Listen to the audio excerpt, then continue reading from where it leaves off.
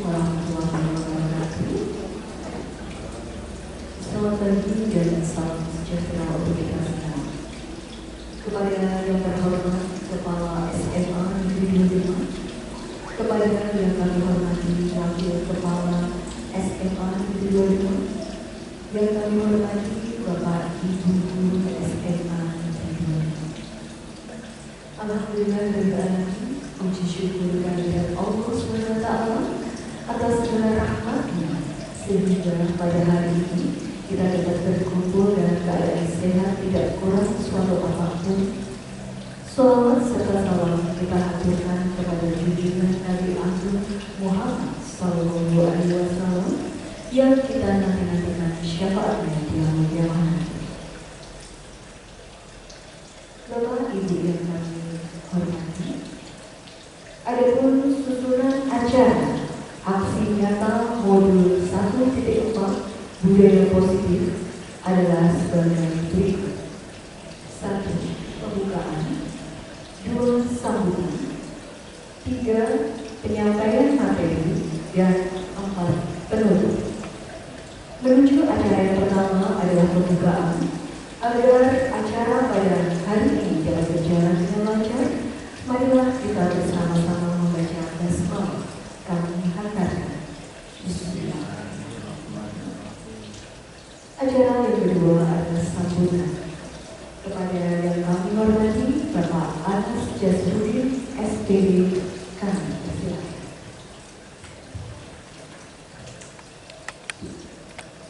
Assalamualaikum warahmatullahi wabarakatuh. Bismillahirrahmanirrahim. Assalamualaikum warahmatullahi wabarakatuh. Rabbi shrah li sadri wa yassir li amri wahlul 'uqdatam min lisani yafqahu qawli. Bapak Ibu semuanya yang kami hormati, atas nama keluarga besar SMA Negeri 25, terima kasih atas kegiatan ini, destinasi budaya positif yang diselenggarakan di SMA Negeri 25 ini. Kami berharap selalu kepada Allah dalam bimbingannya, kepada CGP Calon Guru Penggerak. Semoga harapan ini akan mampu dilaksanakan dengan sebaik-baiknya, sehingga bisa menciptakan nilai manfaat dan memberikan radiasi positif kepada anak-anak kita semuanya, sehingga jadi profil belajar Pancasila yang betul-betul bisa diharapkan oleh kita semua.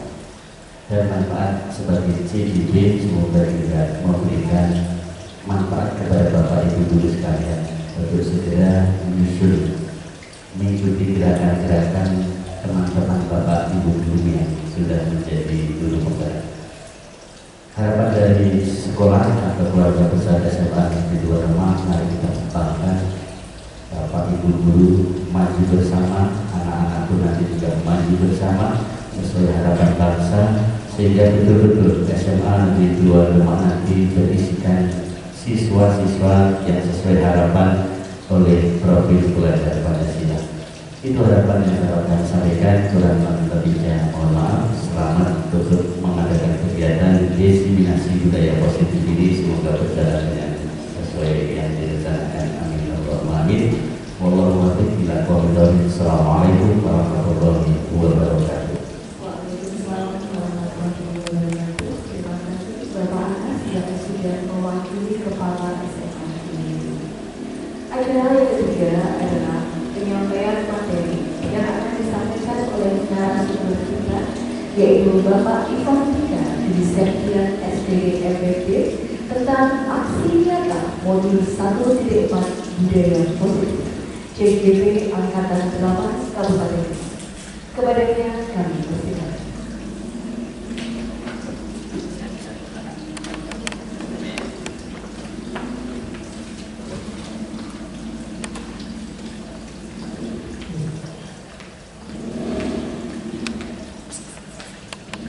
Assalamualaikum warahmatullahi wabarakatuh.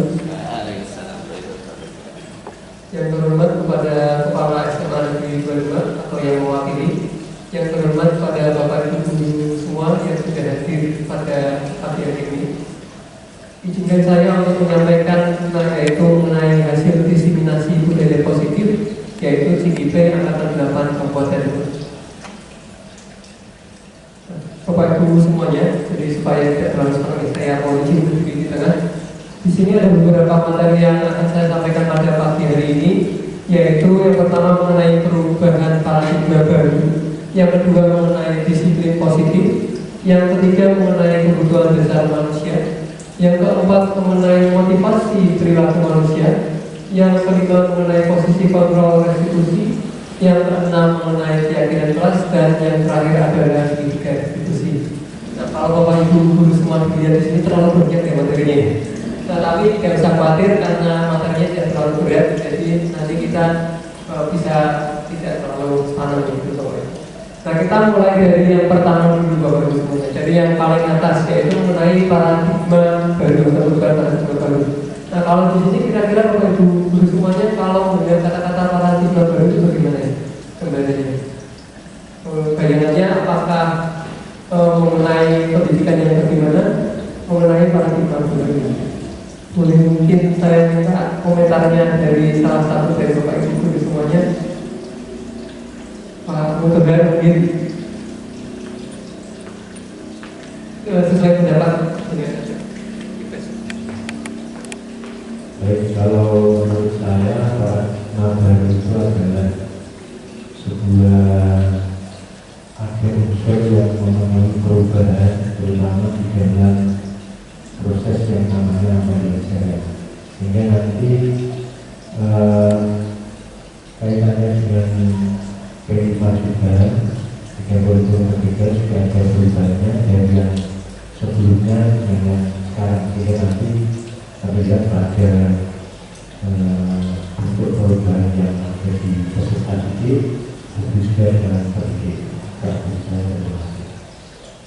Baik, terima kasih pendapat Pak Mutegar, ini keren sekali ya. Jadi sudah tepat sekali tadi. Jadi mengenai pengertian paradigma baru itu adalah nantinya sebuah pembelajaran itu akan mengarahkan siswa kepada pembelajaran yang lebih aktif dan juga mengarahkan siswa agar memiliki sifat-sifat seperti profil pelajar Pancasila. Jadi harapan pemerintah itu nanti yaitu menggerakkan kelas supaya tidak terlalu pasif, gitu Bapak Ibu semuanya. Nah, itu mengenai perubahan paradigma baru. Nah, yang selanjutnya yaitu mengenai disiplin positif. Mungkin kira-kira sudah pernah mendengar kata-kata ini Bapak Ibu semuanya yang pernah mengikuti sebelumnya? Belum ya? Oke, untuk disiplin positif itu mungkin yang sering kali kita dengar mengenai adalah peraturan atau tata tertib di sekolah. Oke, kalau mungkin mau izin saya minta tolong satu orang lagi pendapatnya mengenai disiplin positif. Nah, coba ya, tidak usah terlalu sekolah ya Bapak Ibu. Minta tolong bunyinya. Pendapat saja. Hanya pendapat saja Bu. Pendapat saja dari satu Ibu ini tidak ada penilaiannya Ibu. Ya, santai saja. Kayak Bu ini barangkali ini terlalu semua ya Bapak Ibu. Gak apa-apa santai saja Bapak Ibu. Atau Bu ini ini apa? Oke, belum digambar aja. Oke, baik. Jadi di sini disiplin positif itu hampir mirip seperti peraturan atau tata tertib yang ada di sekolah Bapak Ibu semuanya. Tapi hanya saja nanti bedanya kalau disiplin itu nanti kita masuknya adalah ke keyakinan kelas. Jadi agak sedikit berbeda dengan peraturan. Nanti kita bahas kembali di keyakinan kelas. Gitu. Oke, kita lanjutkan ya Bapak Ibu semuanya. Oke. Nah, dari tadi materi selanjutnya yaitu mengenai kebutuhan dasar manusia Bapak Ibu. Semuanya ini nanti ada 5 kebutuhan dasar. Yang pertama adalah kebutuhan bertahan hidup, kemudian yang kedua adalah kebutuhan untuk menerima kasih sayang dan rasa diterima, kemudian yang ketiga adalah penguasaan, dan yang keempat adalah kebebasan, serta yang terakhir adalah kesenangan. Jadi ketika pembelajaran di kelas nantinya, siswa cenderung akan memiliki kebutuhan tersebut. Misalkan kalau kita melihat kebutuhan bertahan hidup tentu saja ya, karena setiap manusia pasti ingin bertahan hidup. Kemudian ketika kita melihat kebutuhan yang kedua yaitu mengenai kebutuhan kasih sayang dan rasa terima, maka setiap siswa yang kita ajar di kelas itu akan selalu merasa ingin disayangi. Jadi kadang ada beberapa siswa yang selalu melakukan hal-hal yang mungkin menarik perhatian ya Bapak Ibu, atau misalkan melakukan hal-hal yang di luar nalar. Nah, itu karena ada dasarnya kebutuhan kasih sayang dan rasa diterima. Nah, kemudian kebutuhan yang ketiga yaitu mengenai kebutuhan penguasaan, yaitu ketika siswa itu merasa bisa menguasai suatu keadaan tertentu. Jadi itu merupakan salah satu kebutuhan dasar manusia juga. Nah, kemudian yang selanjutnya yaitu mengenai kebebasan, yaitu tentu saja kebutuhan kebebasan. Makanya di dalam kelas itu siswa juga merasa butuh kebebasan juga Bapak Ibu. Jadi kita tidak bisa membatasi, misalkan kita memberikan suatu tugas atau pekerjaan kepada siswa, kita juga harus memberikan kebebasan itu dari Bapak Ibu. Nah, ini yang kita gambarkan tadi di paradigma baru yang nantinya akan kita terapkan dalam pembelajaran berdiferensiasi. Nah, kemudian yang terakhir tentu saja yaitu kebutuhan kesenangan. Karena setiap manusia pada dasarnya pasti akan menginginkan keadaan yang menyenangkan. Gitu. Jadi kebutuhan dasar ini yang biasa nanti dibutuhkan oleh siswa yang ada pada saat pembelajaran di kelas. Gitu. Nah, kemudian untuk motivasi perilaku manusia, di sini ada 3 motivasi perilaku manusia, ada 3 gambar ya Bapak semuanya.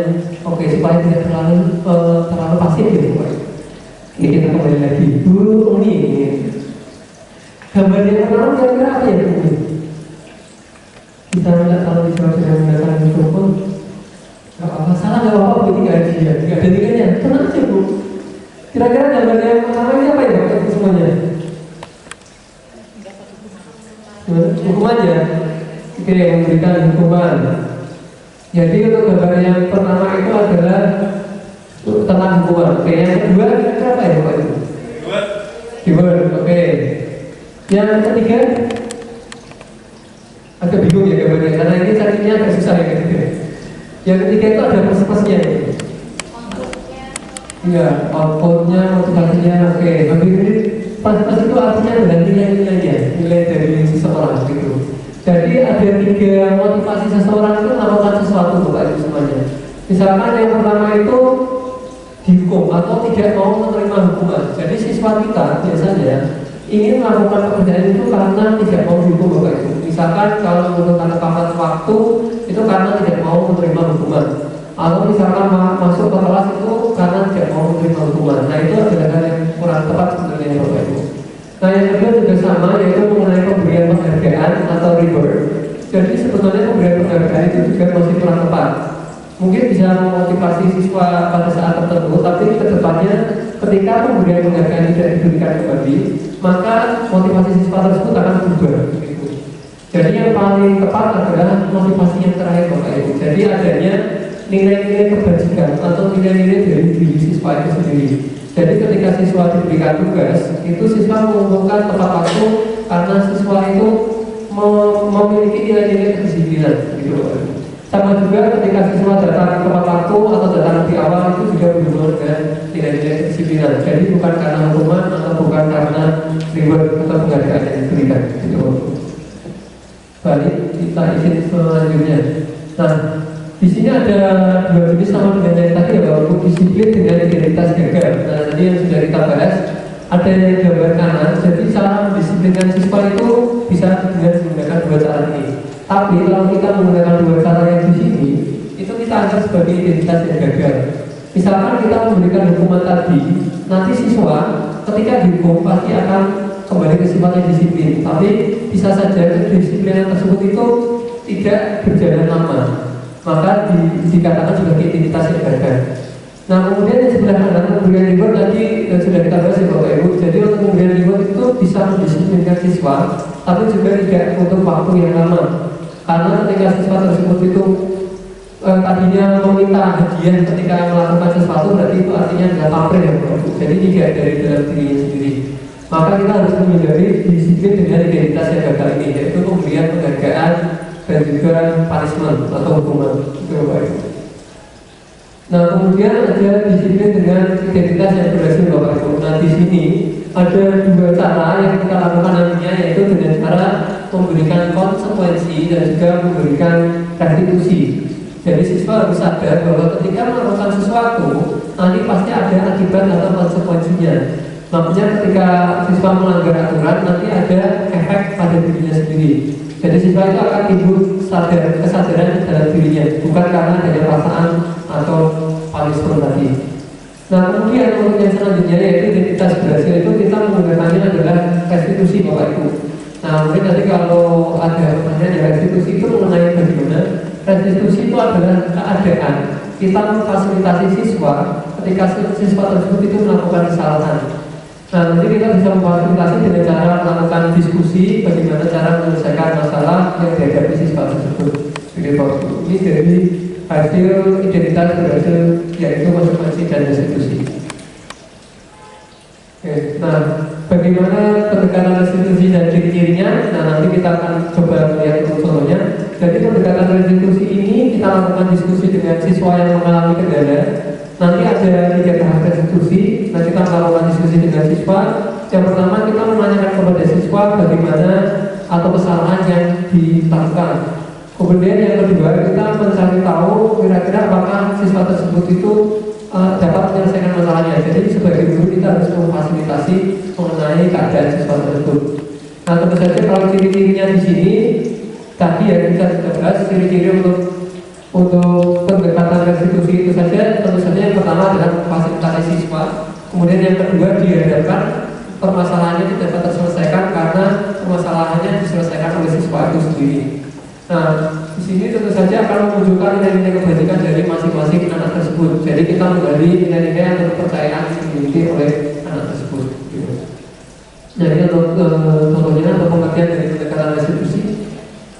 Nah, kemudian ada 5 posisi kontrol sama dengan yang tadi. Oke, kita ganti karena mikrofonnya di sini terus ya. Kita ganti ke sebelah kanan. Udah salam. Oke, ini bisa. Oke, kita bisa lihat gambar-gambarnya begitu. Kira-kira gambarnya gambar apa ya Pak Ibu semuanya? Bisa terlihat ya, gambar yang paling kiri dulu, kira-kira yang paling kiri atas. Yang ini, kiri atas. Dan jadi, oke. Dan jadi, oke. Jadi yang paling kiri atas dulu ya, boleh. Gambarnya tentang apa itu?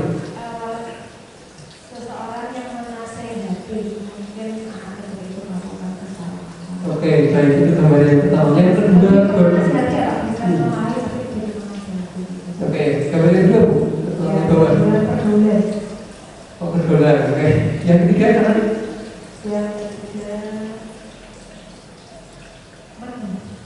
Agak susah ya, ya nggak apa-apa. Ini tidak ada betul salah ya, Bapak. Kita hanya menanyakan pendapat saja. Yang kanan atas, oh itu yang kiri Bu, yang kanan atas.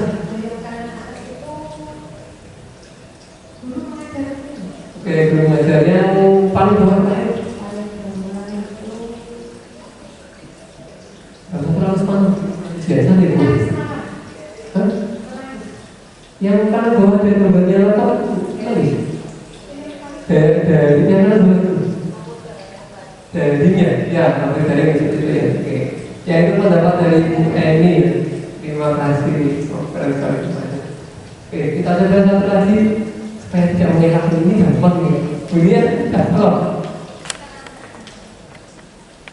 Hanya pendapat saja. Apakah sama seperti tadi atau berbeda? Boleh berbeda misalnya? Kalau yang boleh dari yang kiri atas dulu atau mau dari yang lainnya? Berarti coba segini kok. Kiri. Di atas itu menurut saya memarahi. Oke, memarahi. Kemudian Terus yang samping berpelukan itu berteman. berteman, oke. Terus Yang ke kanan.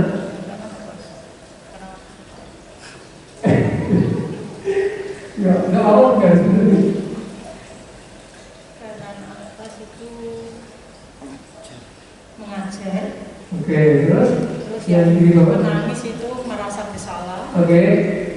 Terus yang kayak zoom itu memantau. Memantau, oke. Wah, ini yang betul sekali. Ini sudah ada sampai Pak. Terakhir. Ya. Kurang lebih yang betul ya Bapak Ibu semuanya. Tadi yang berdiri dengan jawabannya Bu Eni dan ini jawabannya punya sudah melengkapi. Ya, jadi Bapak Ibu dalam budaya positif nanti ada materi mengenai 5 posisi kontrol guru. Jadi yang pertama kiri atas itu ada gambar memarahi atau penghukum. Jadi ada kategori guru itu yang sebagai penghukum yang kiri atas. Nah kemudian yang bawah itu adalah pemberi atau pemberi rasa bersalah. Jadi kadang kalau kita sebetulnya di kelas kan tidak sadar ya Bapak Ibu, kalau yang kita lakukan itu membuat anak itu merasa Nah kemudian yang ada gambar rangkulan itu adalah teman. Jadi guru bisa sebagai seorang teman bagi anak-anak. Nah kemudian yang gambar bawah ada rapornya itu adalah memantau. Mungkin gambarnya agak sedikit beda ya walaupun saya cari memantau agak susah. Jadi kemudian yang terakhir adalah manajerial. Gitu. Nah jadi ada 5 posisi kontrol guru. Nah kira-kira itu posisi yang paling bagus itu yang mana menurut Bapak itu semuanya? Oke, nggak apa-apa dapat ya 1. Oke, Pak Kubar 1. Yang lainnya?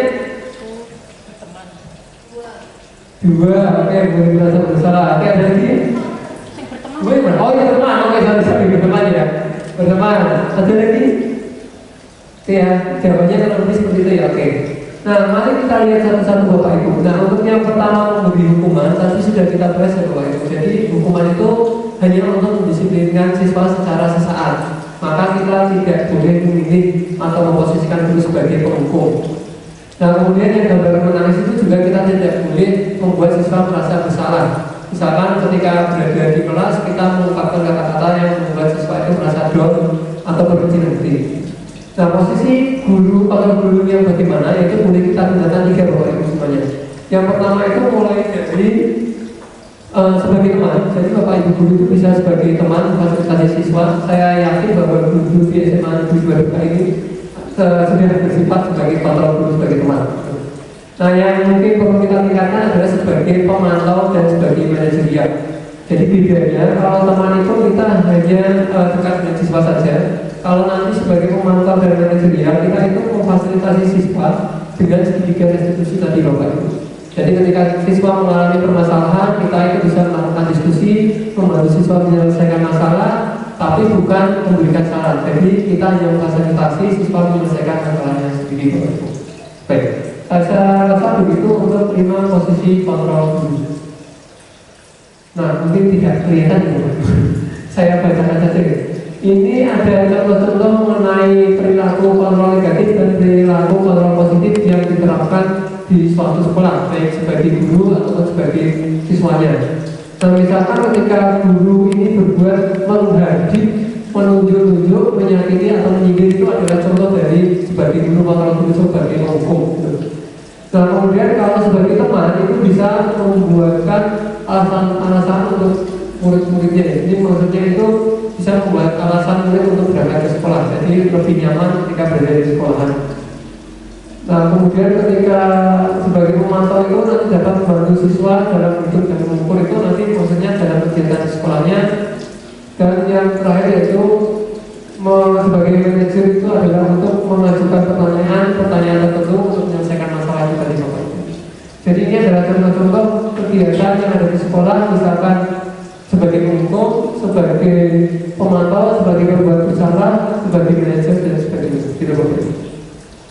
Nah misalkan nanti juga ada muridnya, ketika muridnya tidak peduli, nanti harus bagaimana Bapak Ibu menyikapi, misalkan sebagai manajerial di sana bagaimana caranya agar saya bisa memberikan keadilan kepada anak tersebut. Gitu. Ini yang contoh-contoh saja.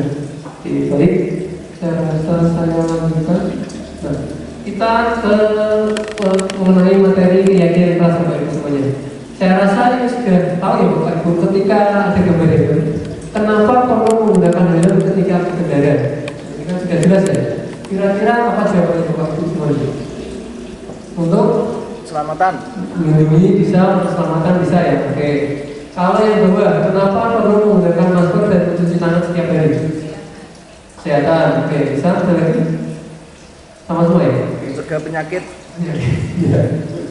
Nah, imunitas, oke bagus. Nah, ini adalah contoh-contoh, bisa contoh sebagai keyakinan kelas yang bisa Bapak Ibu terapkan di kelas. Nanti dari keyakinan kelas itu pasti mengandung suatu nilai-nilai kebajikan Bapak Ibu. Nah, misalkan yang pertama, kenapa harus menggunakan helm? Nah, ini tadi untuk keamanan keselamatan. Nah, itu merupakan nilai kebajikan Bapak Ibu. Jadi keamanan, keselamatan, ketertiban itu adalah nilai kebajikannya. Jadi bukan karena tidak mau ditilang ya Bapak Ibu. Jadi untuk menggunakan helm adalah nilai kebajikannya adalah keamanan, kedisiplinan. Nah sama dengan menggunakan masker itu berarti nilai kebajikannya adalah kesehatan ya, kesehatan, keamanan itu juga sama gitu. Jadi nanti Bapak Ibu bisa memberikan contoh ketika membuat kesepakatan di kelas dengan anak-anak, itu nanti bisa Bapak Ibu cari nilai-nilai kebajikan yang bisa diterapkan di kelas. Baik, kita lanjutkan.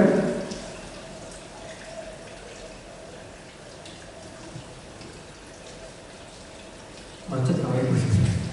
Bentar. Oh iya, oke. Sudah bisa. Oke, kita lanjutkan. Nah, ini adalah contoh yang saya terapkan di kelas 10-10 ya. Ini ada wali kelasnya ini dulunya. Yaitu saya mencoba membuat keyakinan kelas di kelas 10-10 tersebut. Nah, langkah pertama yang saya lakukan yaitu mendiskusikan dengan anak-anak atau memberikan sosialisasi kepada anak-anak bahwa saya akan membuat keyakinan di kelas tersebut, atau mungkin yang anak-anak kenal dengan tata tertib kelas. Nah, saya menggunakan selembar kertas. Kemudian langkah selanjutnya yaitu saya merumuskan keyakinan kelas dengan anak-anak, yaitu meminta anak-anak untuk menuliskan saran-saran atau peraturan atau keyakinan yang mereka yakini perlu diterapkan di kelas. Di situ saya meminta anak-anak untuk menulis di lembar kecil. Nanti Bapak Ibu bisa menerapkan dengan kertas sebaran yang bisa dibaca di depan kelas. Jadi masing-masing anak itu menuliskan dalam satu lembar kertas, boleh berdiskusi dengan temannya, boleh secara mandiri.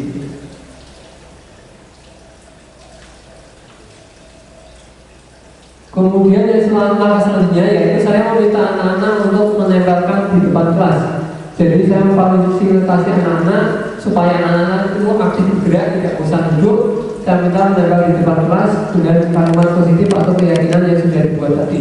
Jadi satu-satu anak maju ke depan menempelkan di depan kelas.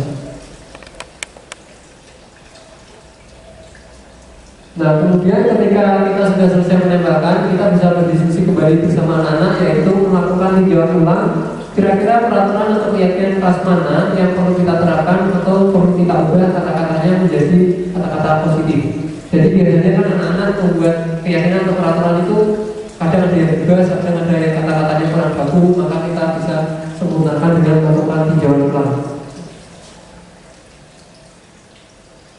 Nah, di sini jadi ketika kita membuat keyakinan kelas, yaitu keyakinan kelas itu bisa bersifat abstrak Bapak Ibu, jadi bisa tidak dapat digambarkan. Nah, dari peraturan itu nanti kita bisa mengubahnya menjadi keyakinan yang lebih rinci dan juga konkret. Nah, kadang juga keyakinan kelas itu bisa berupa pernyataan-pernyataan universal yang masih umum. Nah, kemudian keyakinan kelas sebenarnya tidak terlalu banyak sehingga dapat diingat semua warga sekolah. Jadi tidak usah banyak. Kemudian pernyataan keyakinan harus dalam bentuk positif supaya bisa memberikan sugesti positif kepada anak didik kita. Nah, kemudian keyakinan kelas sebaiknya diterapkan di lingkungan kelas, atau nanti ketika Bapak Ibu bisa juga kita buat secara luas, yaitu keyakinan sekolah. Itu bisa kita juga buat seperti itu. Nah, kemudian yaitu semua warga kelas sebenarnya itu berkontribusi dalam pembuatan keyakinan. Makanya kemarin ketika saya mencoba, saya melibatkan semua siswa untuk memberikan keyakinan di kelas. Oke. Dari paparan keyakinan kelas ini Bapak Ibu, kira-kira bisa menyebutkan satu keyakinan kelas saya Bapak Ibu? Kalau saya memberikan contoh ya Bapak Ibu, keyakinan kelas itu menjaga kebersihan. Apakah sudah jelas ya Bapak Ibu? Jadi contohnya misalkan ketika di kelas berarti harus menjaga kebersihan. Mungkin bisa memberikan contoh yang lainnya? Bisa. Oke, Pak Mutohar ini semangat ya. Oke, Pak Mutohar mohon silakan. Bebas ini apa? Nanti kita ubah kata-katanya kalau masih kurang bagus. Tepat waktu dan aktif kreatif. Oke, satu saja Pak, itu banyak semua dibunuh. Oke, tepat waktu ya, aktif dan kreatif. Oke, bagus sekali itu. Mungkin ada lagi yang lainnya bisa menyebutkan bumi. Biasanya di mana Pak bumi? Gak apa itu ya.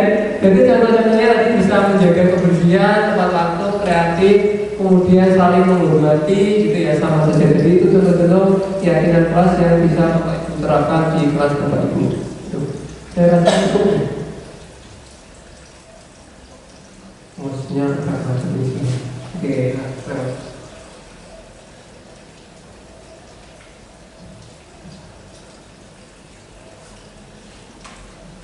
maksud bukan dengan metode. Oh, oke. Nah, ini yang tadi kita bahas ya Bapak Ibu, yaitu mengenai segitiga restitusi. Jadi dalam melakukan segitiga pendidikan restitusi itu ada 3 tahap. Yang pertama yaitu melakukan validasi tindakan yang salah. Kemudian yang kedua adalah menstabilkan integritas, dan yang ketiga adalah menanyakan keyakinan. Nah, dari validasi tindakan yang salah ini kita melakukan diskusi dengan siswa. Ketika siswa melakukan kesalahan, kira-kira kita menanyakan ke siswa tersebut itu kenapa siswa tersebut melakukan kesalahan, atau kenapa siswa tersebut itu melakukan hal tersebut.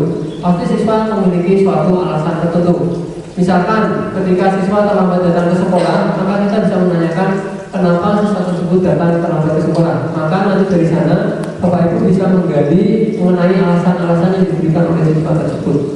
Nah, kemudian yang kedua yaitu menstabilkan identitas, yaitu menyemangati siswa dengan kata-kata positif. Misalkan dengan kata-kata semua orang pasti pernah melakukan hal tersebut, atau semua orang pasti pernah melakukan kesalahan tersebut, atau tidak hanya kamu saja yang pernah melakukan hal tersebut. Jadi kita membuat siswa itu tetap positif mengenai kesalahan yang sudah dilakukan. Nah, yang terakhir adalah menanyakan keyakinan, yaitu kita menyadarkan siswa mengenai keyakinan yang sudah disepakati bersama, atau keyakinan-keyakinan sekolah yang harus diterapkan oleh siswa tersebut. Misalkan kalau siswa terlambat, berarti keyakinan yang dilanggar adalah keyakinan kedisiplinan atau tepat waktu. Nah, itu untuk contoh dari segitiga restitusi Bapak Ibu semuanya.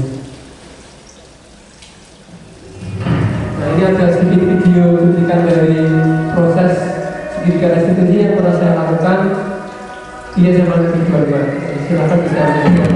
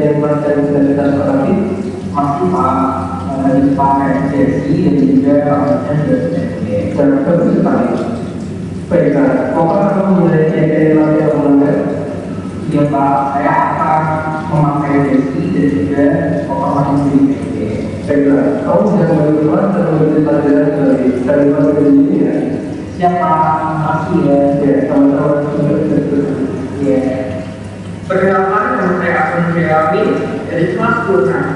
Saya merasa senang karena saya tidak mendapatkan hukuman. Saya merasa lebih diberhentikan dari motivasi. Melakukan diskusi dengan Pak Ipar membuat saya sadar yang saya lakukan itu salah. Terima kasih Pak Ipar.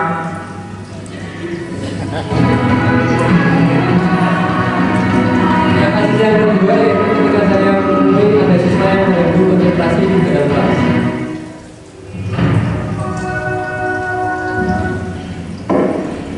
Dia ada di tempat. Apakah saudara tahu bahwa ada kendala? Baik, Bapak ingin membicarakan ketika yang pertama yaitu kesadaran identitas siswa mengenai kesalahan yang dilakukan.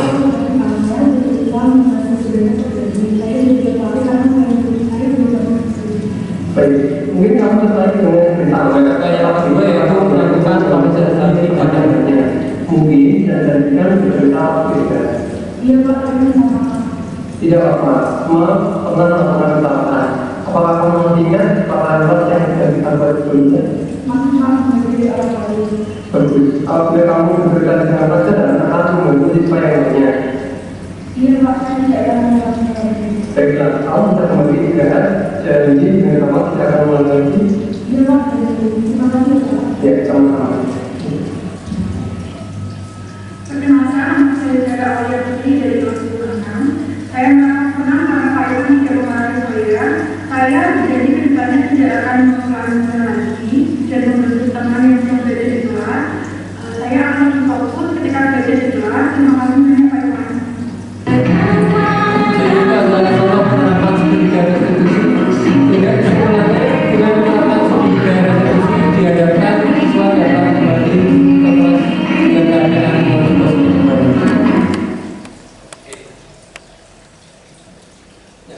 Baik. Mungkin begitu Bapak Ibu semuanya yang sudah saya sampaikan mengenai materi yang saya berikan. Saya kembalikan ke moderator atau untuk sesi tanya jawab. Oke, ya, jadi sekaligus ya, sebagai moderator ini. Ya, benar sekali. Oke, luar biasa apa yang sudah disampaikan oleh narasumber kita, Bapak Irfan juga. Kami beri kesempatan kepada Bapak Ibu untuk bertanya terkait dengan tentang segitiga restitusi. Monggo. Ya, tolong sebutkan nama dan pengaku atau apa ya Bapak biar kami catat.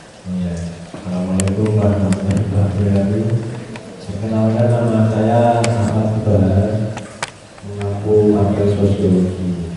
Nah, tadi sebenarnya sudah diberikan contoh siswa yang melakukan eksekusi kaitannya dengan hal-hal yang sudah dilakukan di kelas ya. Saya ingin mengetahui lebih lanjut apakah pelaksanaan restitusi tersebut anak yang tadi dicontohkan itu siswa yang lain mengetahui hal tersebut atau memang tidak lah. Tadi kan di video kan tidak menyertakan satu kelas itu kan dalam pembelajaran. Nah, sebenarnya baiknya bagaimana? Kadang ada anak yang apa namanya, saya itu malu kalau anak-anak yang lain itu ngerti bahwa saya itu melakukan kesalahan ini. Jadi malu, ada rasa malu anak tersebut diketahui oleh orang. Terima kasih dari saya. Assalamualaikum warahmatullahi wabarakatuh. Waalaikumsalam. Bagaimana Pak Ibu mau satu tanggung jawab atau ada satu lagi? Silakan. Ya. Tolong memperkenalkan diri ya Ibu. Assalamualaikum warahmatullahi wabarakatuh. Perkenalkan, nama saya Bukumia Julianti Putri. Saya mengaku prakarya. Tadi Pak Ivan sudah menyontohkan ya beberapa perbuatan keyakinan yang ada di kelas. Untuk pertanyaannya yaitu bagaimana menindaklanjuti perbuatan keyakinan kelas yang tidak sesuai dengan peraturan sekolah. Terima kasih. Assalamualaikum warahmatullahi wabarakatuh.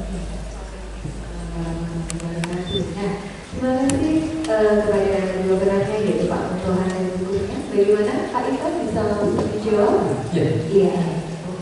Baik. Terima kasih untuk pertanyaannya, ini sungguh luar biasa sekali ini dari Pak Untohan dan Bu Kurnia ya. Kita coba kembali lagi ke slide yang atas ya Bapak Ibu, kita coba lihat.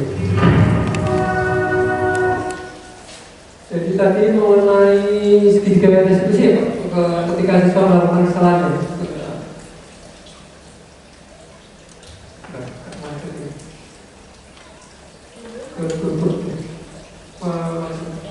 Yang segitiga restitusi satu lagi ya. Jadi dalam menerapkan segitiga restitusi Bapak Ibu itu betul sekali tadi Pak Mutohar. Jadi ketika kita menerapkan segitiga restitusi itu, ketika anak itu tadi malu ketika mengalami atau melakukan kesalahan di kelas, tentu saja kita tidak boleh langsung pada saat itu juga itu menanyakan atau berdiskusi dengan siswa. Maka kita harus memanggilnya sendiri. Kenapa kita harus melakukan seperti itu? Karena ketika kita langsung menghukum atau berdiskusi siswa di dalam kelas, pasti siswa yang lainnya pasti akan bertanya-tanya, kenapa kok siswa tersebut dipanggil? Nah, di sana kita akan melanggar yang tadi Bapak Ibu. Jadi ada posisi kontrol guru tadi. Maka anak akan merasa bersalah. Jadi kita harus menghindari hal tersebut. Maka kita harus memposisikan diri sebagai seorang manajerial atau pemantau Bapak Ibu. Jadi kita harus memanggil siswa tersebut terlebih dahulu, misalkan di ruang guru atau di ruangan yang sepi, sehingga kita bisa ngobrol atau berbicara secara empat mata. Kenapa kita harus seperti itu? Supaya teman-teman yang lainnya itu tidak tahu. Karena ketika teman-teman yang lainnya tahu, pasti akan menimbulkan rasa takut, rasa minder. Kenapa seseorang atau siswa tersebut itu dipanggil? Jadi penerapan segitiga restitusi memang harus dilakukan secara individu atau privat. Mungkin itu untuk pertanyaan yang pertama, apakah sudah cukup jelas Pak Tuhan? Ya, cukup. Oke ya. Untuk pertanyaan yang kedua tadi mengenai dari Bu Kurnia tentang keyakinan. Keyakinan itu ternyata tidak sesuai dengan kesepakatan. Oke, baik. Apa yang dilakukan? Jadi untuk keyakinan kelas tadi kita kesepakati bersama dengan kelas-kelas dengan setiap siswa yang ada di kelas. Nah tentu saja usulan siswa itu beraneka ragam sekali tulisannya. Misalkan kalau tulisannya itu tidak sesuai dengan peraturan kelas yang ada, maka kita sebagai guru dapat memfasilitasi siswa atau mengarahkan dan memberikan alasan kenapa hal tersebut tidak bisa kita akui atau kita sepakati sebagai keyakinan kelas. Nah misalkan kemarin yang sudah saya coba ya Bapak Ibu. Jadi ada siswa itu yang mengusulkan boleh makan dan minum di dalam kelas. Nah di sana itu kan pasti pengennya siswa seperti itu karena pasti bisa santai, bisa kena enjoy dan sebagainya. Nah di sana saya jembatani atau saya sarankan kepada siswa tersebut dengan menggantinya dan memberikan alasan kenapa tidak boleh makan dan minum ketika pembelajaran. Nah yang pertama tentu saja itu bisa mengganggu pelajaran. Kemudian yang kedua tentu saja aromanya itu kan bisa mengganggu kelas yang lainnya kalau aromanya bisa sampai tercium ke kelas yang lainnya. Nah bisa juga mengganggu konsentrasi siswa ketika belajar. Kalau ada temannya yang sedang makan misalkan nasi goreng yang sebelahnya sedang fokus, nah itu bisa mengganggu temannya. Nah saran saya atau keyakinan kelasnya akhirnya saya ganti dengan siswa boleh makan tapi hanya boleh makan permen saja. Nah itu yang bisa saya terapkan di kelas. Jadi boleh makan tapi hanya permen saja. Nah kenapa saya izinkan untuk permen? Karena ini untuk mengurangi kebosanan atau rasa kantuk seperti itu semuanya. Jadi boleh makan permen tapi tentu saja dengan tetap menjaga kebersihan di kelas tersebut gitu. Nah itu juga sama. Misalkan untuk contoh yang lainnya, kalau misalkan siswa itu inginnya setelah istirahat ada jeda setengah jam gitu kan, itu usulan siswa kan boleh ya Bang ya. Nah itu juga perlu kita berikan penjelasan kenapa tidak boleh setengah jam. Mungkin kita bisa tolerir, kita kurangi jadi 15 menit. Kita jelaskan kalau setengah jam itu terlalu panjang, jadi takutnya durasi kelas kita kan terpotong banyak gitu. Jadi bisa kita beri alasan-alasan supaya siswa itu bisa sepakat dengan keyakinan kelas yang sudah dituliskan gitu. Ini begitu untuk dua pertanyaan lagi saya kembalikan ke.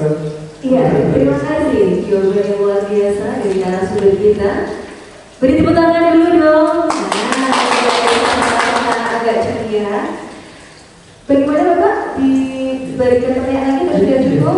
Kalau ada yang boleh. Ada satu termin lagi untuk penanya. Monggo. Cukup? Oke, cukup Bapak. Biasanya sudah tidak ada penanya lagi. Jadi dalam manajerial kemampuan seorang guru itu berarti harus smart ya Pak ya. Bisa mengikuti apa yang ada di depannya. Jadi siswa pengennya apa, kita harus bisa menjembatani untuk itu semua. Nah, sekian ya materi yang luar biasa dari Pak Ivan. Ada pantun nih Pak. Dari Pasaman ke Malampah, nampak pohon berderak-derak. Hari ini sangatlah indah bersuah dengan calon guru penggerak. Nah, oh iya, ada yang punya pantun lagi? Boleh sekali ya, nanti ya Bu ya. Oke, demikian tadi diseminasi calon guru penggerak yang sudah dipaparkan panjang kali lebar dan luar biasa isinya kepada kita, memberikan pencerahan dan tentunya menambah wawasan bagi kita guru.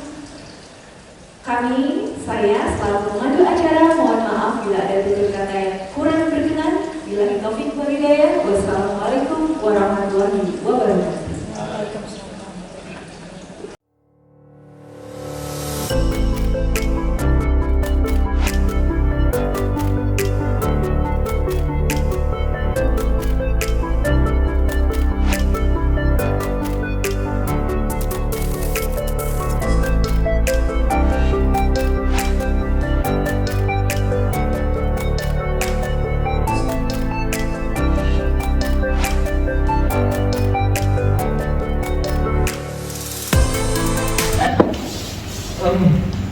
Jaya, kamu tahu kenapa Bapak panggil ke sini? Tahu Pak, karena saya tidak pakai dasi. Adakah yang lainnya? Karena rambut saya masih panjang Pak. Baik, Bapak di sini tidak untuk menghakimi, tapi untuk menyelesaikan masalah yang kamu hadapi. Maaf Pak, soalnya tadi pagi saya buru-buru. Baik, semua orang pasti pernah melakukan kesalahan. Nah, temanmu kemarin juga lupa mengenakan dasi. Boleh Bapak tahu kenapa kamu terburu-buru berangkat? Soalnya tadi pagi saya mengerjakan PR kimia Pak dari Pak Ivan. Oke, begitu. Lain kali tugas bisa diselesaikan lebih awal. Nah, kamu juga bisa menyiapkan peralatan sekolah lebih pagi sehingga kamu tidak melupakan dasi tadi. Nah, apakah kamu masih ingat dengan keyakinan kelas yang sudah kita sepakati? Masih Pak, harus pakai dasi dan juga rambutnya juga harus pendek. Nah, bagus sekali. Baiklah, maukah kamu membenahi keyakinan kelas yang kamu langgar? Iya Pak, saya akan memakai dasi dan juga potong rambut jadi pendek. Baiklah, kamu bisa kembali ke kelas dan mengikuti pelajaran kembali. Jangan lupa dengan janjimu ya. Siap Pak, makasih ya. Ya, sama-sama, semoga sukses ke depannya. Iya. Perkenalkan, nama saya Ahsanul Jaya Alamin dari kelas 10-6. Saya merasa senang karena saya tidak mendapatkan hukuman. Saya merasa lebih diperhatikan dan dimotivasi. Melakukan diskusi dengan Pak Ivan membuat saya sadar yang saya lakukan itu salah. Terima kasih Pak Ivan.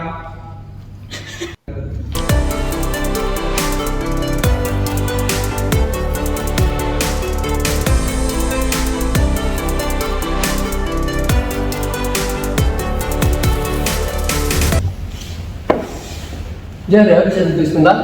Iya. Apakah Jara tahu kenapa Bapak ajak bicara? Tidak tahu Pak. Baik, Bapak ingin membicarakan ketika kalian tadi berbicara di kelas.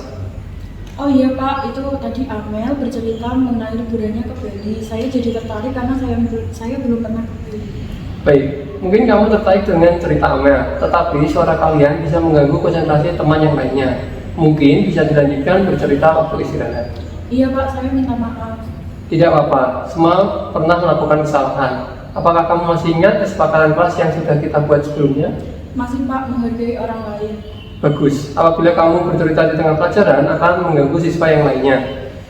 Iya Pak, saya tidak akan mengulanginya lagi. Baiklah, kamu bisa kembali istirahat. Janji dengan Bapak tidak akan mengulangi lagi. Iya Pak, janji. Terima kasih ya Pak. Ya, sama-sama. Perkenalkan, nama saya Zara Awalia Putri dari kelas 10-6. Saya merasa senang karena Pak Ivan tidak memarahi saya. Saya berjanji kedepannya tidak akan mengulanginya lagi dan mengganggu teman yang sedang belajar di kelas. Saya akan lebih fokus ketika belajar di kelas. Terima kasih banyak Pak Ivan.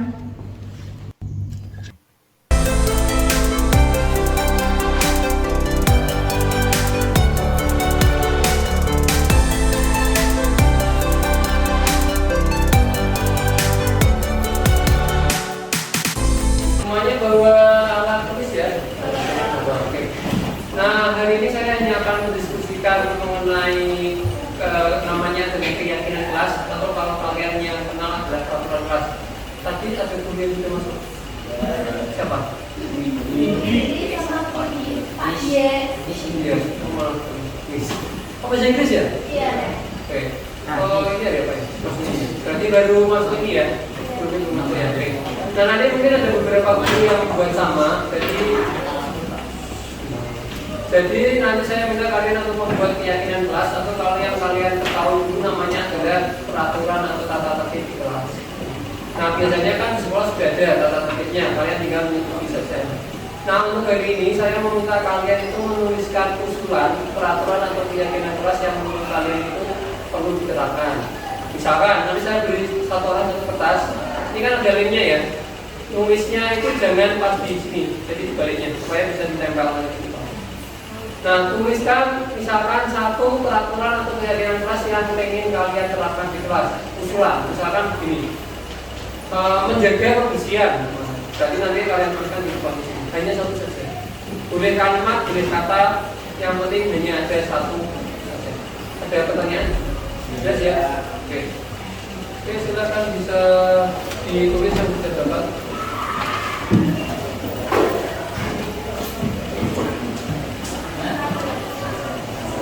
Kita video dulu.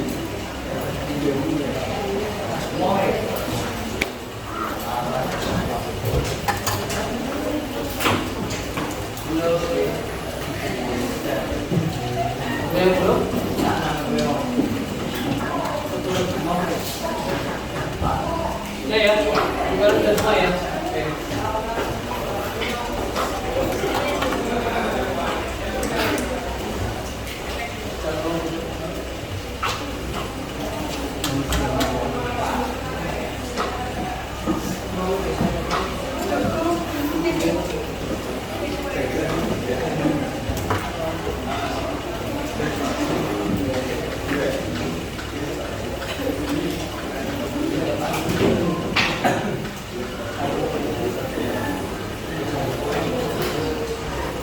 Ya, yang sudah dapat kertasnya bisa langsung tuliskan di kertas.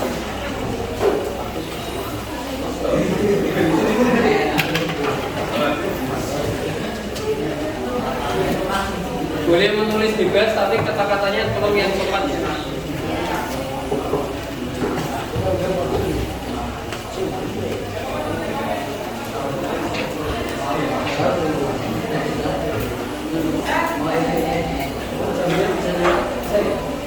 Oke, 5 menit ya. Bisa dituliskan dulu, kalau ada pertanyaan bisa ke sana nanti kita baca. Boleh juga.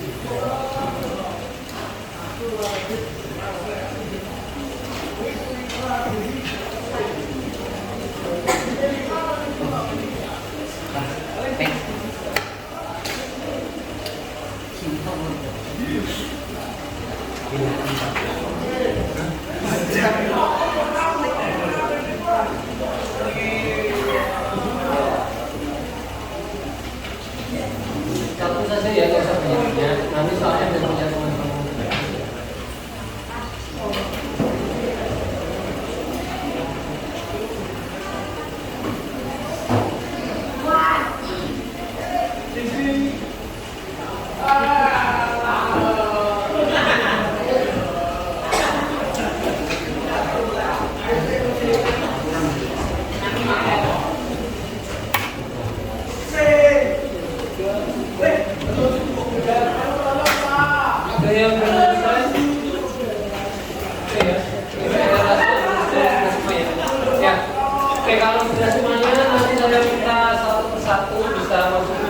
Kemudian bacaan yang kalian tulis baru ditempel. Mau mulai dari sebelah mana? Ada yang mau sebelah? Oh, baca ke sana. Masuk sana, Pak.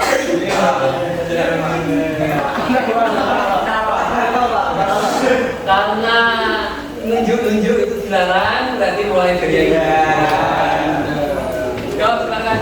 Hanya membacakan saja tempel di depan dulu.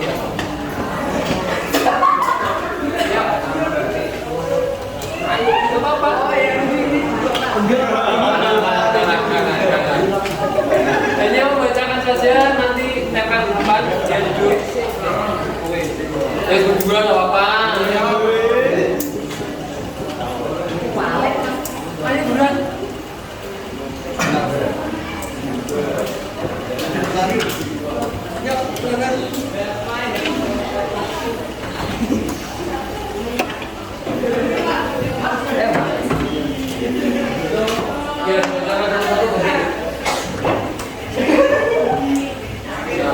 Jauh-jauh. Nah, panggungnya kan di sini. Oke, baca ke teman-temanmu. Siapa semua yang mau baca? Sudah baca, lalu. Ya, oke, siapa lagi? Ini siapa? Terus, bacakan. Oke, sama gitu. Tempel di bawahnya. Oke, kalau sudah sebelahnya. Boleh di sini terus gimana?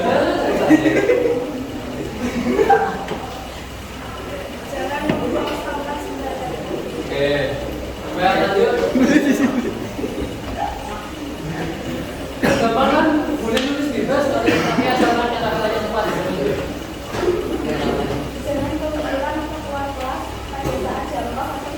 Panjang sekali. Ya, oke, jangan keluyuran gini ya. Oke, lanjut ke suku ya depannya. Di tengah, mundur sedikit, hadapnya ke depan. Oke. Apa? Oke, sampai lanjut. Udah boleh terus ke sana pelan-pelan. Oke, lanjut. Sikap sopan. Baik, sopan, disiplin, boleh. Pejam sana, pejam. Apa? Oke, jangan meja. Itu yang cowok biasanya tangannya gatel ya. Lanjut, selanjutnya.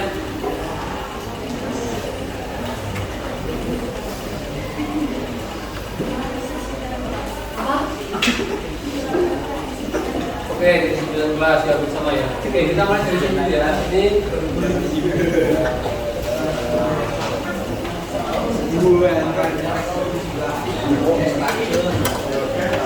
jaga kebersihan laci meja. oke. Pertama yang cowok terus bisa nih. Punya sampah masukin laci, punya sampah masukin laci. Oke. Kayak dulu saya tadi ya. Membayar dia ketika tidak mengerjakan tugas. Sabar. Menjaga kualitas kelas.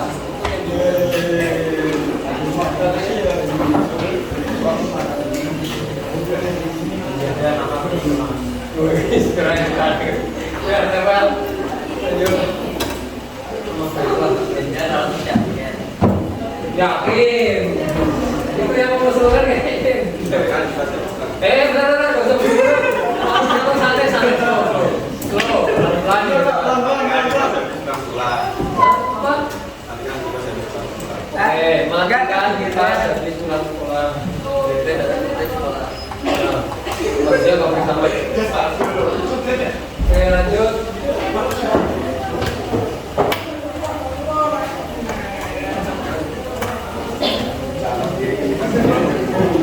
Ya, kalau yang kamu langgar jangan bicara sendiri. Oke.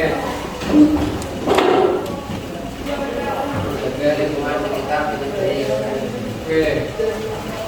Oh, kayaknya saya nggak terlalu percaya sama cowok-cowok ya. Nggak boleh ngobrol satu. Nggak bisa organisasi. Oke. Saya dari kanan. Ke sana. Oke, lagi. Karena yang biasanya sering nggak pikir itu yang cowok ya. Yang itu. Ya, nggak tahu. Nanti laporkan ke saya ya, khusus yang ini. Oke, lanjut dari depan.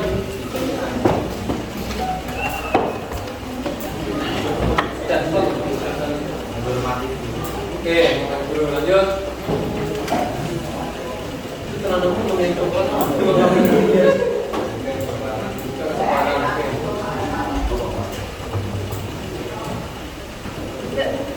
Oke, kita berbicara kasar. Oke, terutama yang cowok-cowok itu.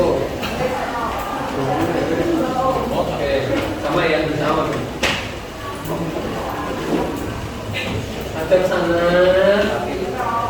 tapi berpakaian. Oke. Hadap sana ya Pak. Sama ya. Belakangnya.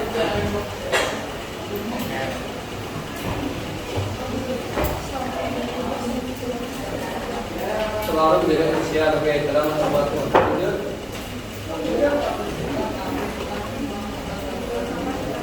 Oke, masalah pada tempatnya.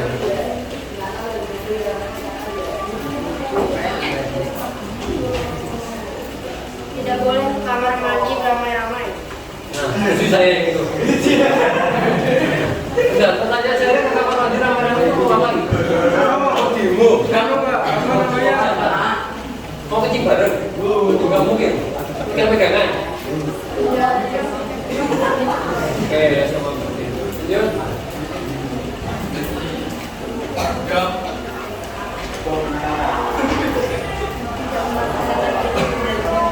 Tujuh. Tidak melaksanakan nikah jeda sekaligus. Lanjut. Saya ada udaranya. Berbicara kata kasar atau kotor tidak dibenarkan. Udaranya makin kaya kayak. Bukan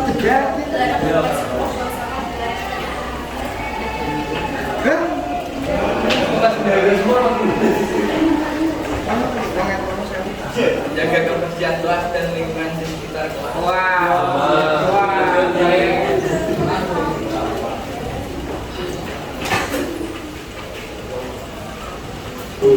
Saya menjaga kebersihan. Ya, silakan bantu. Saya geser sedikit.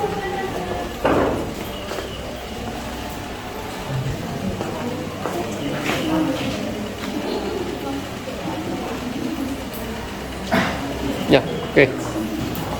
Ya, oke. Jadi itu yang sudah kalian tuliskan itu nggak ada yang aneh. Kenapa kalian terlalu aneh semua? Ini karena masih kelas 10 ya, biasanya masih jaga diri ya. Biasanya kalau sudah kelas 11 sudah jadi aneh. Oke, ya sebelum ke sana saya mau tanya dulu ada yang dari SMP yang satu orang, ke SMP 2 2, 3, 4, 5, oke. SMP 3 oke. Sisanya ada yang SMP 4 atau SMP 3? SMP 4, 5. Oke, selain 5 ya? 5 ya? Selain itu, yang tidak ada gimana? Sampai 5 meter. Oh ya, kayak di Fokus. Terus, ini kegiatan apa ya? PS 15. Oh, ini gimana? Yang lainnya? SMP 1 Jogja. Macam-macam ya? Nah, semuanya? Udah semua ya? Oke, ada yang paling jauh tadi ya? Oh ya. Ya, oke. Jadi ini nanti akan kita buat usulan mengenai peraturan yang ada di kelas kita. Nah, sementara kelas saya dulu ya, karena nanti kalau kita nanti kalau kita juga materialnya nanti juga lagi. Nah, jadi saya baca intinya itu adalah tertib ada di kelas ya, tadi beberapa seperti itu. Jadi saya rangkum yang pertama tadi harus tertib dan menghargai dulu ya. Jadi ketika ada dulu penjelasan berarti kalian juga harus ikut mendengarkan. Oke. Yang kedua ada yang musuh mana dulu ya. Padahal saya begitu. Oke. Kalian tidak ada yang musuh berarti saya buat saja ya. Kalau kelas saya biasanya saya mengizinkan untuk minum tapi hanya minuman yang tidak mengandung kalori sama sekali. Tahu apa itu? Air putih atau air mineral. Jadi kalau kalian mau minum air mineral silahkan minum, tidak usah izin kalau apa itu sudah saya agak suka. Hanya di jam saya ya, jangan samakan dengan jam 9 malam. Nah, kenapa saya hanya mengizinkan air putih? Kalau kalian punya Coca-Cola, Fanta, Sprite dan sebagainya, kalian minum itu nanti nggak minum lagi. Jadi misal warnanya kuning, jadi saya langsung menjelaskan kok kuning minum. Makanya saya hanya mengizinkan air mineral.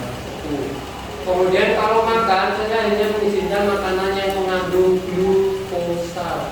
Apa itu? Yang dari SMP 2. Nah, tadi saya sebut apa?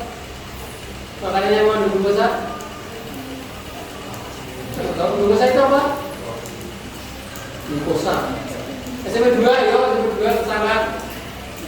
satu, jadi tahu. Glukosa tahu kan di kelas jajan kan? Glukosa adalah ya makanan yang hanya mengandung gula adalah permen, roti ada karbohidratnya. Jadi saya mengizinkan makan permen, tapi tidak permen yang ada tusuknya. Jadi kalau ada tusuknya boleh kalian makan sekalian, atau mau kalian buang, yang penting saya tidak boleh tusuk. Jadi kalian boleh makan permen, 3 izin itu sudah saya masukkan. Karena kalian tidak tahu nanti jadwalnya itu jam berapa. Kalau bersama teman-teman kan bisa makan itu. Kalau perlu benderanya iuran nanti dari hasil bendernya ya. Kalau mau diterapkan nanti bisa beli permen bersama.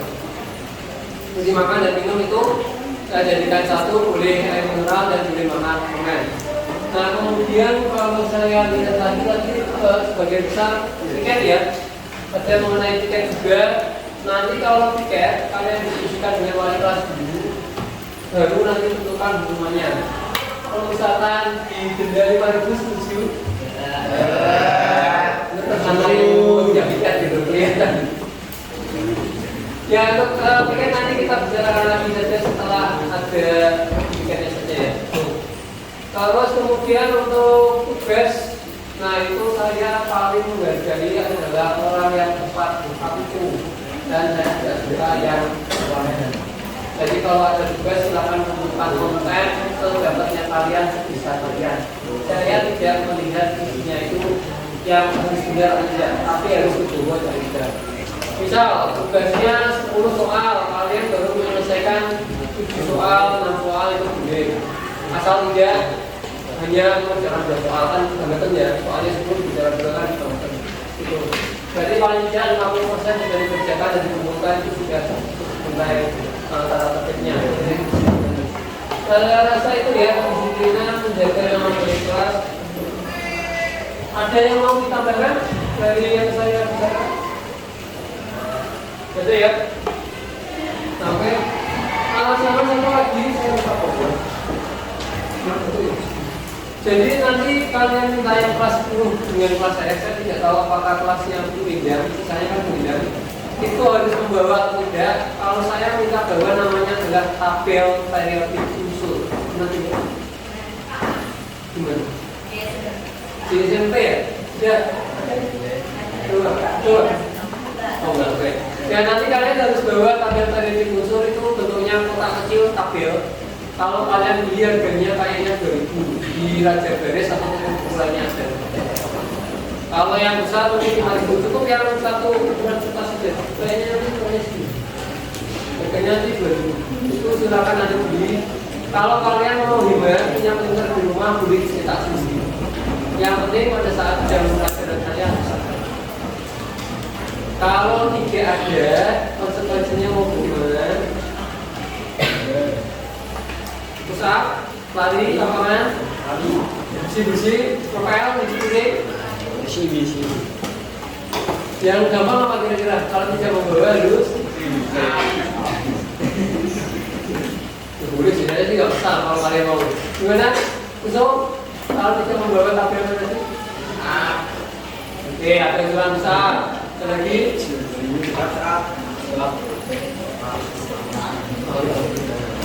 Yang gampang begini saja ya, nanti sementara kita buat. Kalian tidak bawa, nanti silakan bisa maju menyanyi di depan satu persatu. Lagunya sementara bersih. Jadi nanti mungkin bukan minggu depan ya, minggu depannya lagi saja. Karena nanti minggu depan masih menyesuaikan kelas kalian itu sampai periodik boleh beli, boleh cetak sendiri, boleh pinjam. Nanti kalian tentukan jadwal dengan kelas kalian itu jadwal beda. Nah itu satu, kemudian yang kedua saya minta harus bawa buku tulis. Kalau buku tulis harus ada sampulnya, nanti disepakati satu kelas bersama. Tapi tunggu kelas kalian dulu ya. Sudah tahu ya, sudah bisa kayaknya. Telegram ada lah. Sudah telegram-nya. Nah nanti sambil bisa dilihat, kayaknya sudah di-share itu kelas fixnya. Nanti menyesuaikan itu saja bukunya. Kalau mau satu kelas warna putih yang putih semua, hitam semua, koran semua dan sebagainya. Saya rasa itu Ada yang mau ditanyakan atau ditambahkan mengenai peraturan atau keyakinan kelas yang sudah kita sepakat? Jadi ya, jadi umuman sementara kalau tadi apa namanya? Tadi tugasnya terlambat berarti nilainya nanti bisa saya kurangi atau yang lainnya. Nah kemudian sama halnya kalau terlambat masuk kelas setelah saya masuk berarti juga harus ada konsekuensinya. Salah satunya tadi adalah menyanyi juga. Jadi kita latihan tes vokal. Ini yang berbasis vokal itu. Terus saya rasa hanya itu.